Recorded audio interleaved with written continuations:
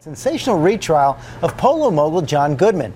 The multimillionaire's girlfriend reveals new details that did not come out in his first trial for manslaughter. You see her on the stand right there. ABC's Matt Gutman has the story. Just when prosecutors thought they'd heard every angle in multimillionaire John Goodman's retrial for DUI manslaughter, on Monday his girlfriend hauled out a new one. That night before, he could barely move. 45-year-old Heather Hutchins, who Goodman tried to legally adopt in 2011 to allegedly protect his wealth, claiming Monday that she took Goodman to the hospital the night after he crashed his Bentley into 23-year-old Scott Wilson's car and allegedly fled. Hutchins, like his defense, claiming Goodman wasn't drunk during that call. My car, I pulled out and, I was at the stop sign and I stopped and pulled out in front. Okay. And I didn't see a car. And where am I? He was disoriented from the crash. Prosecutors skeptical, pressing Hutchins on the name of the hospital she took him to. I'm not positive. And asking why she never mentioned it before in 3 previous sworn statements. That's what I remember. That's what you remember, or is that what happened? That's what I remember today.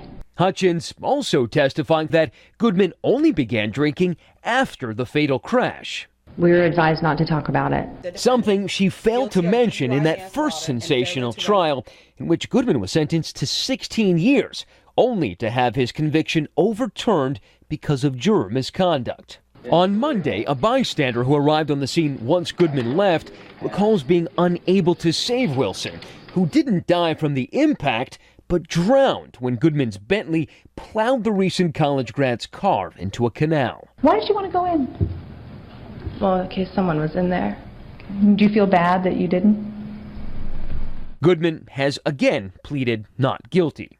For Good Morning America, Matt Gutman, ABC News, Miami. And ABC's Dan Abrams here with more on this. And you see that testimony. She remembers things now that she didn't remember before. Wait, and there was another trial before. It's not as if we're talking about she was questioned before and maybe it didn't come up. There was a whole trial before where his future was at stake, and she doesn't provide this crucial piece of information. Why is it so crucial? Because that's the heart of his defense. The heart of his defense is he wasn't drunk. He was just so disoriented because of the accident that he really couldn't tell about his surroundings, and that's why he was mumbling, etc. And now she's offering a crucial piece of evidence to back that up that she didn't mention in the first trial. So it's clear the prosecutors are skeptical. What can they do if they think she's lying? If they're convinced she's lying, and they think they can prove she's lying, they could charge her with perjury. You've seen it happen in cases before. Hard to prove, though. It is hard to prove, and I'm not saying that they're going to charge her with that.